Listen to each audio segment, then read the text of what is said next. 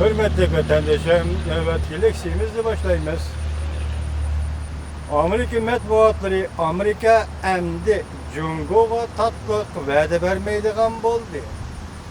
Yangicha cho'ng davlatlar munosabatini rad qildi deb ko'rsatdi mavzuli xabar 7-ayning 8-kuni Dovitor betida e'lon qilindi.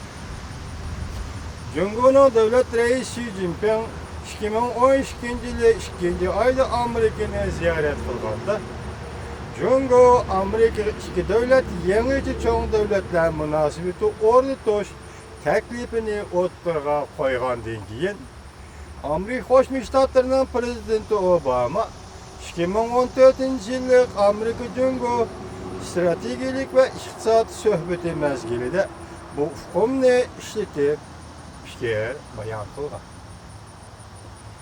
Shuning bilan xalqaro jamiyat Amerika Qo'shma Shtatlari hukumati Jungoning taklifini qabul qildi deb hisoblagan. Lekin xabarlarga asoslanganda Amerika Qo'shma Shtatlari hukumati bu gapidan navbatda yenib oldi.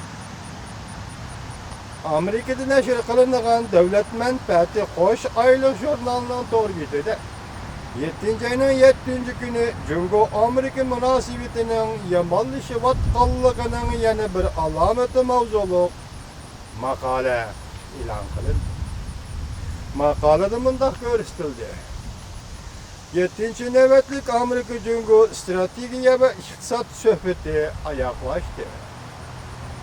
Necha yuzlagan yuqori darajalik amaldorlar va bir necha organlar tog'dak to'linib ketgan hujjatlarni tayyorladi.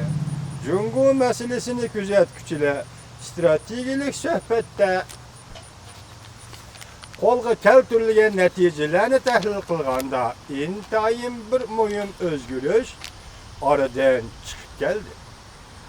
2014-yilga o'xshamaydigan bir taraf shuki, natijalar talonida Jungo Amerika yangi tiplik harbiy ishlar munosabati deydigan hukmlashgan bir jumla ko'zga ko'rinmaydi. Demak, bu jumla tilga elinmadi. Lekin bu jumlaning mazmuni Jungo taraf o'ttirib qo'ygan yangicha cho'ng davlatlar munosabati degan siyosiy hukmning bir tarifi edi. Maqolada bunday ko'rsatildi.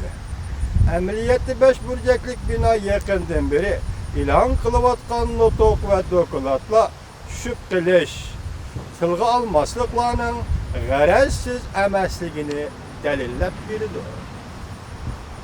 Gerçi yaqinda imzolangan ikki davlat quruqlik armiyalarining o'zaro almashtirish, hamkorlik, dialog ramkalariga doir hujjatlarda amaliy hamkorlik sohasida ba'zi ilgirlashlar qo'lga keltirilgan bo'lsa-mu, biroq Amerika Qo'shma Shtatlari davlat mudofaa ministri Carter efendi yangi tiplik harbiy ishlar munosabati deydigan bu hukmlashgan siyosiy iborani Amerika Qo'shma Shtatlari davlat mudofaa ministrligining Amerika Jungo harbiy ishlar uchrashishida so'zlanadigan iboralar qatoridan chiqarib.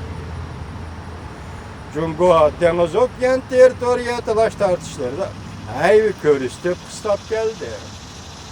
Hakkerlar Amerikada tor battiriga hujum qildi. 5 burjaklik binoning ichki qismida va butkul Amerika hukumatida Jungo to'g'risida ko'z qarashlar o'zgarib, texmo qattiqlashib ketdi.